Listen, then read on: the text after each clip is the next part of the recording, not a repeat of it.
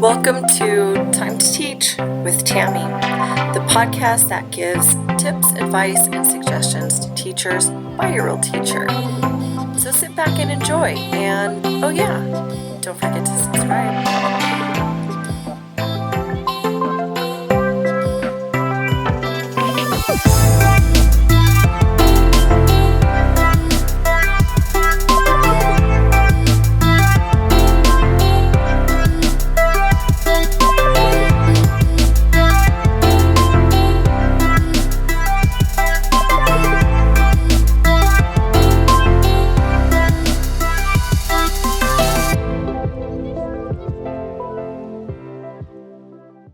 And we're back. Welcome to episode 93 of Time to Teach.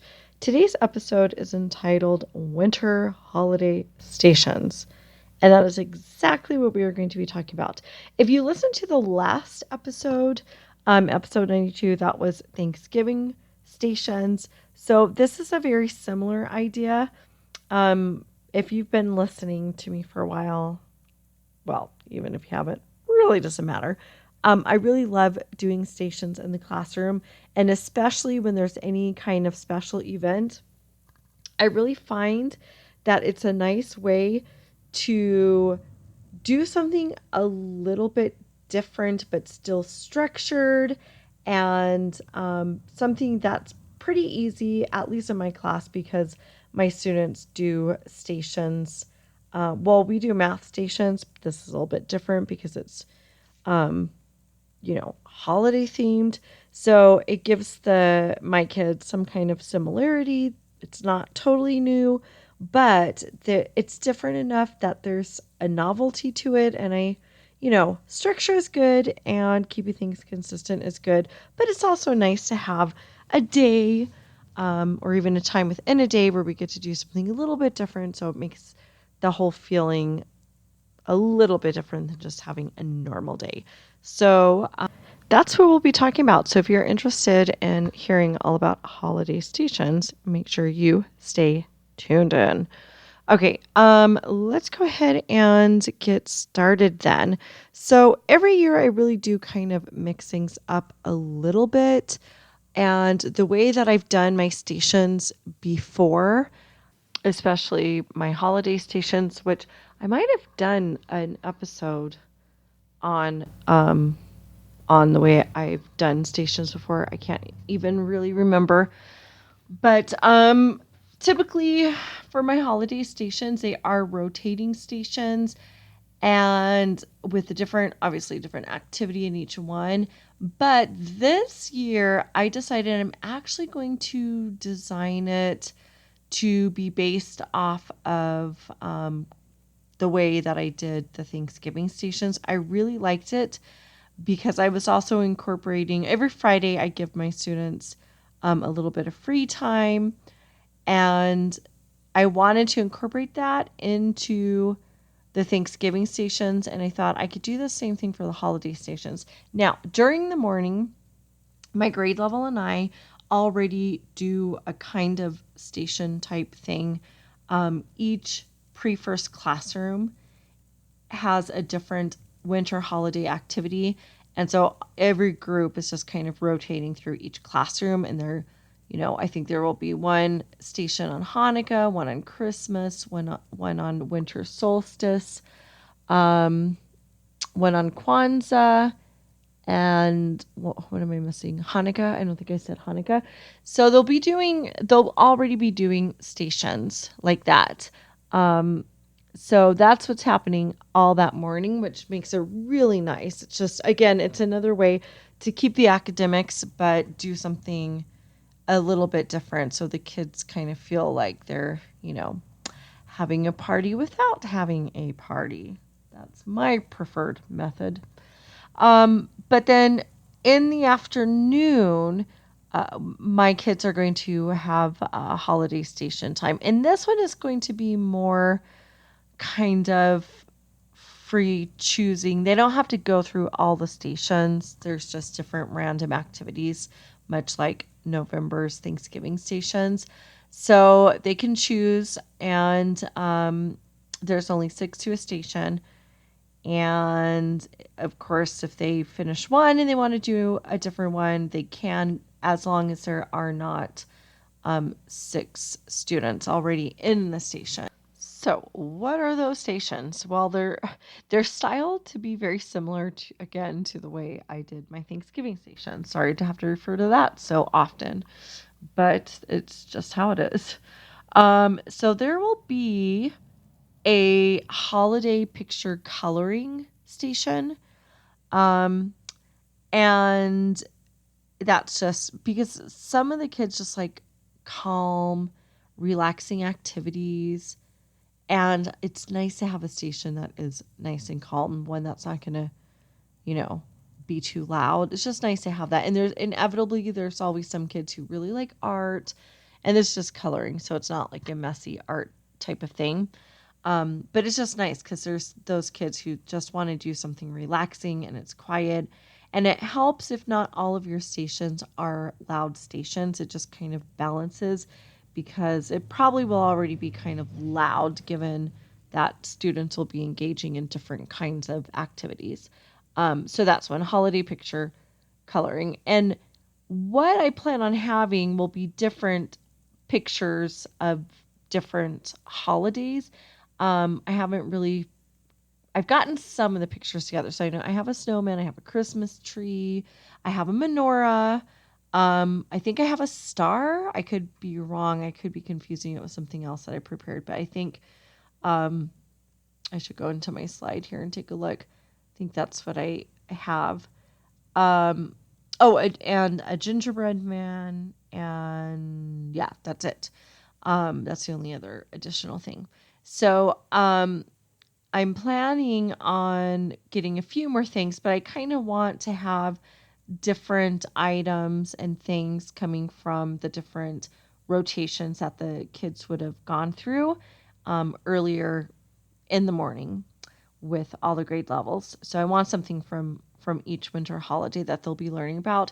So that one's a very easy one, very quick, fast and easy to get set up. Again, when I'm thinking about my stations, just like I'm thinking about, balancing what's going to be a lot of materials, what is going to be loud, what can be more calm and quiet. I'm also, just kind of thinking about what's going to be demanding in terms of preparation. And you just really want to, again, have a nice balance there. You don't want every single station to be so heavy in its setup and preparation. Now, based off of the holiday picture coloring, and I've been doing this a few times now, I did it for Thanksgiving and Halloween, there will be a holiday puzzle station. So what I do is I just take those same exact pictures, but then I print them out on colored paper. When I say I mean not I at all. My TA does this, but just go along with me. So yeah, so then basically you just kind of cut it into pieces. I put it on colored paper so that if a puzzle piece gets lost, you can easily figure out which puzzle it goes to because inevitably kids are dropping things. Just makes life a lot more simpler, people. Yeah, so that one is a little more setup because when you're creating puzzles, you have to, figure out the shape. The last few ones we've done, my TA has just cut lines, so it's been relatively easy. And even just with that, they like piecing it back together. But we decided for this round of puzzles, we will kind of change the shape up a little bit. We just thought that would be fun for the kids, just because they've been doing a similar puzzle style for the last 2 holidays. So it'll just be something different. I think they will like it, and I'm quite excited about it. Okay, then I will have, let's see, the third station is Play-Doh holiday words. I did this one not with Thanksgiving, but I had one for Halloween. I had Halloween Play-Doh words. So same thing. I'm gonna have on the whiteboard a list of holiday words.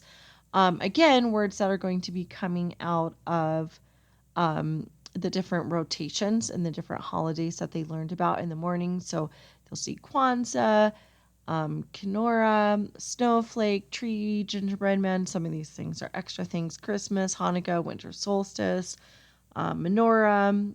I'm still making my list, but there will be a list of words they can do and create out of Play-Doh. And so again, this one I like because it's not a whole lot of prep. They just need their Play-Doh, and I need to write out the words. Easy, very, very easy, easy peasy. I will also have a seesaw station because if you've been listening to me, you know I love seesaw. So I throw seesaw into everything. It's just a nice way to add an extra station. And I'm thinking I'm going to have a couple of activities. I may even add a few more by the time we get to that day, Friday, the Friday before we go on break. So there's a snowman creation one. It's a picture, and the outline of the snowman is already there. Then they just have to decorate the snowman and create the scene. I'm also going to put some videos of holiday stories and videos into Seesaw. If you do that, you just have to teach your kids, because I will leave videos from YouTube. So what happens is when they click on the video from Seesaw, it takes them into YouTube. You have to teach your kids how to click on the X and go back into Seesaw. Now, I've been able to teach my kids that. So, and they're, 5, 6 years old. So they can learn it. It's just a matter of making sure you teach it, and you might have to remind them a few times, but they can very easily learn it. Anyway, so I'll have some things like that in my Seesaw station. And then for my last station, it's a Lego Build Challenge.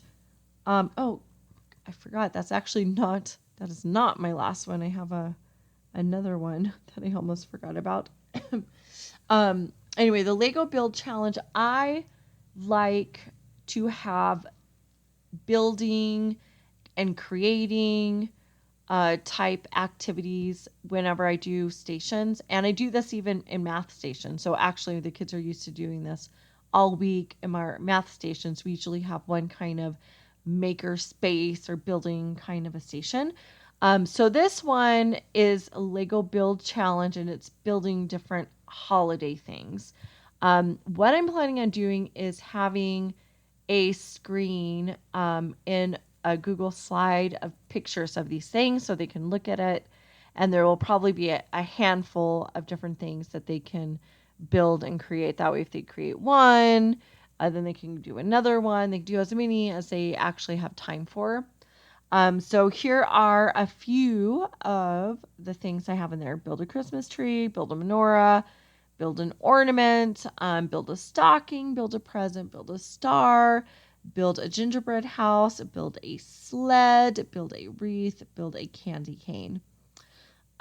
So that's, the kids always love the building and creating stations. I mean, really, these stations, they love all of them, but that one is always a super popular one. When I did the Thanksgiving stations, they had to build a shelter for the turkey to hide into. And lo and behold, we actually had a plastic toy turkey in the room that I didn't realize. I guess it was with inside the Play-Doh. Somehow the kids found it because they actually were hiding the turkey inside the shelter. So I was quite impressed because I didn't realize we had that turkey. So it worked out very nicely. I mean, sometimes you don't know what you have, and the kids find it and they have it, and you just thought they were going to use an imaginary thing. So that worked out beautifully well. So anyway, they really enjoyed those kind of things, and I'm excited to see what they create. A lot of times when I give these challenges, I start off a little bit nervous, like, ooh, are they going to, is this going to be easy or hard? But it's really amazing how creative the kids are. And if you just give them the tools, and you don't even need a whole lot of instructions, sometimes you might need steps. It really depends on what you're doing.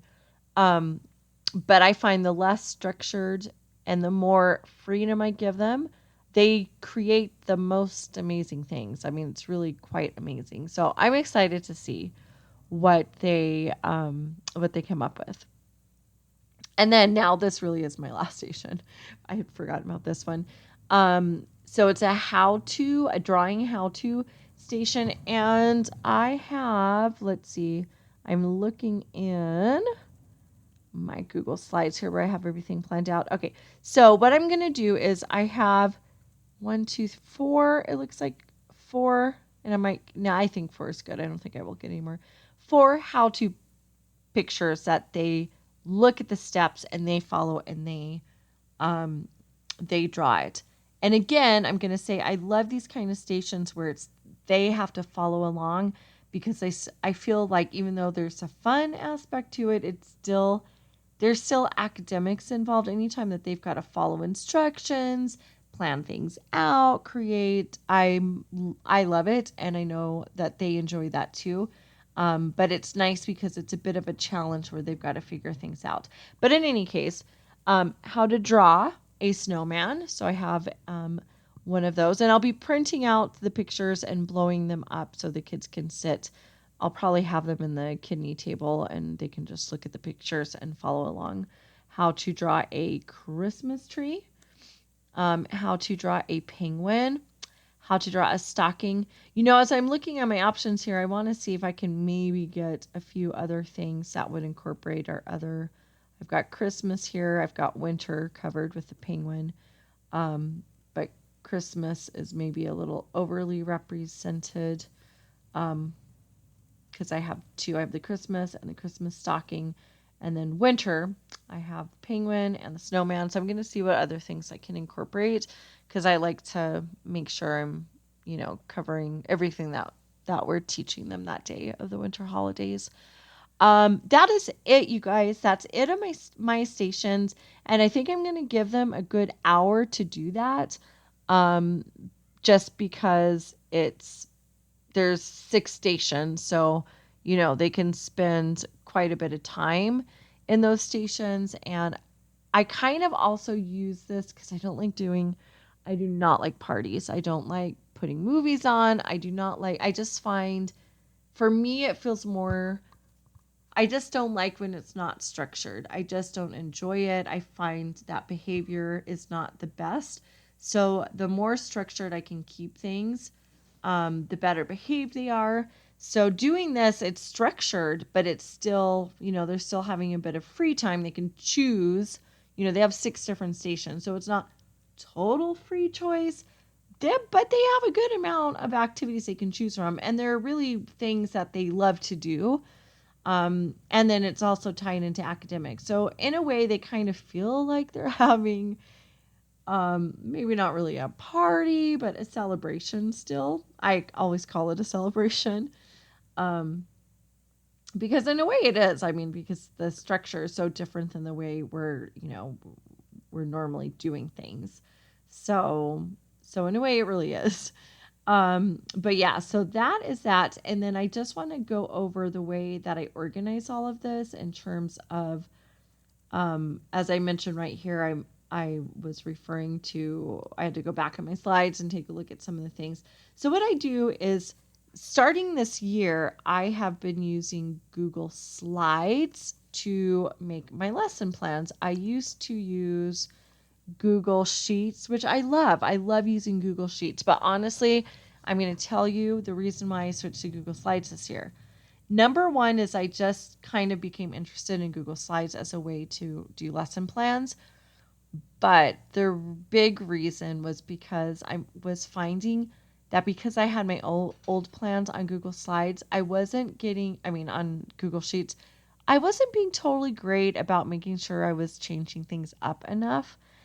And this way, I'm not even looking at my old plans. I mean, we at my grade level, we have our unit plans, and then from there we kind of create our daily plans. So by using Google Sheets, I really just had to duplicate it, maybe make a few minor tweaks. But I've just found that I wasn't making as many changes as I probably would have if I were just kind of starting over from scratch. So I wanted to kind of push myself to do some different things this year. So I went to Google Slides. Anyway, so in my weekly slides, basically I have a slide for all the different components of my day like normal. But then at the end, I have additional slides, and that's where I'm housing everything. So I have a slide where I have all of the the holiday rotations listed on there. So that's what I was actually just referring to when I was telling you what we're doing. And then I have additional slides for whatever other resources I need. So I have a slide that I'm going to project. So it's already, I like this because it's already in my lesson plans. I don't have to go into another document. So there's a slide that I'll be projecting that has the pictures of what the kids will be creating for those who are in the Lego building challenge. Then I have the slides with the how-to pictures, and what I'll do is just print those out. And then I have a slide that has links to the coloring pages. So I just have to click on those and then print out the pictures. And then I have a link with my lesson plans. As I said, on the morning of that day, I'll be having all of the pre-first classes will be rotating through every classroom, every pre-first classroom. So anyway, I just have a slide that has my lesson plans for that particular morning. So I quite like Google Slides in terms of being able to house things and keeping resources in there, and that way I can print it out and whatnot. Anyway, this is not an episode on Google Slides, but I did want to mention that because it's a handy way to organize everything, which is why I'm even bringing that up. Anyway, that's it, you guys. So hopefully, if you have not already planned out what your holiday is going to look like with your kiddos, hopefully this gives you some good ideas. And even if you have planned it out, I mean, maybe this will, maybe you can go ahead and add this to it or make tweaks. Who knows, or not. This is just one idea of so many. But anyway, that's it, you guys. We're going to close right there and go into our wins and fails segment. I think win for the week, I'd say this was actually a really good week. I had one day that the kids were just, I don't know, it was a weird day. Just sometimes we get those days where they're just not acting really super well. And I had one of those days. It wasn't the worst day ever, but I had to stop many times. We had to go over rules. I mean, and we go over rules all the time, and I do believe that's a good thing. But I mean, I felt like I lost a lot of academic time because of the amount of time that I had to stop. So I was not very pleased about that. And we already have very limited time because, I'm in Mexico. I'm in an international school, and we're sharing time with the Spanish teacher.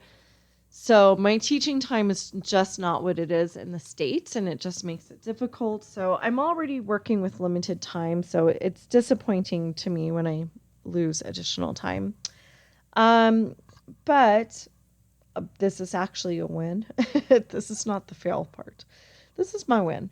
But, then the very next day, I mean, we'd been talking about their behavior that whole day. But then the next day we came in, and I always start the day with expectations, any kind of housekeeping issues that I might need to go over. And then because of the day we had before, I kind of reminded them, hey, that was the day we had yesterday. I think we really need to think about what kind of day we're going to have today. It's totally up to us. And I had the kids kind of think about their choices and what kind of day they wanted to have and kind of plan out what they would be working hard to do. And then they did it. And I think that was on the not so great day was on Tuesday. I won't call it a bad day, but it was not the best day ever. So Wednesday we had started our day. What kind of day do we want? And Wednesday, Thursday, Friday were beautiful, just fantastic days.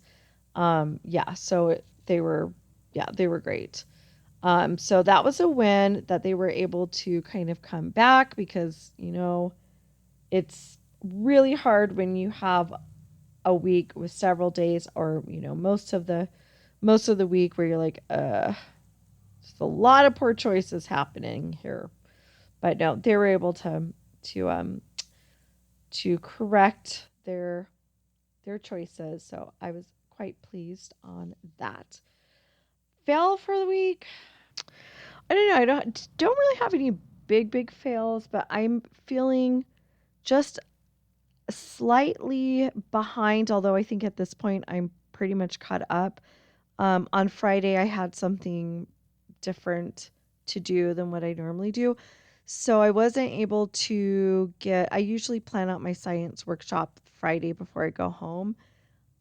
Thankfully, I'm finishing up a unit. So a lot of my science workshop on Monday is actually going to be just really continuing what we did last week. So that's kind of good.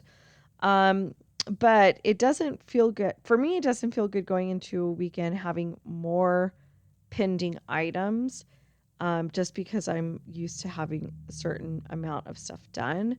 So that didn't feel good. It feels good now that I'm pretty much caught up or closer to being caught up, but I did not like that feeling. So I would say if there were a fail, that's what it was. Okay, you guys, well, that is it. Thank you so much for tuning in. If you do holiday stations or not, even if you do something different, I'd love to hear from you. I'd love to hear the different things that you guys do in your classrooms. The best way to reach me is on Twitter. So I can be reached at TammyJ123. That's at TAMIJ123. Don't forget, which you probably don't know, because I haven't told you. So don't forget after I initially tell you. As always during this time of year, Time to Teach goes on a winter break. I have just found that taking breaks along with the school year has really helped me in terms of keeping up with everything I need to do. And it's just good mental health not to always have so many things on my plate.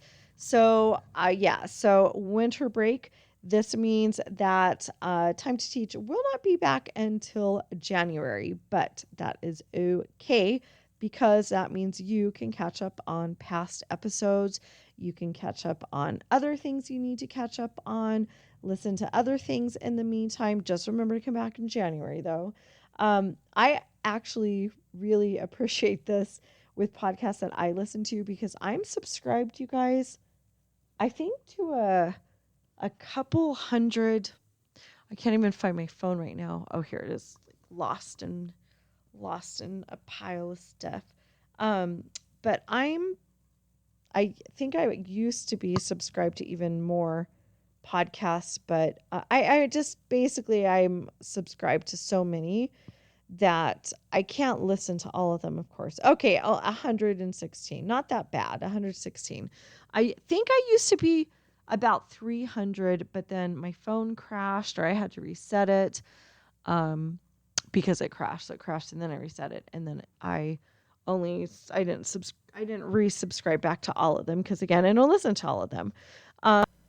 But the podcasts that I listen to that are more like serialized, that have seasons and then kind of take a break in between seasons, it's nice because then even though it's nice, but then sometimes you wish that they weren't gone because you want to listen to it. But it does allow you to catch up on other podcasts. So I always feel like it's kind of a nice thing.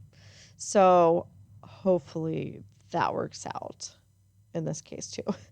Okay, anyway, so holiday break, winter break, we'll be back in January.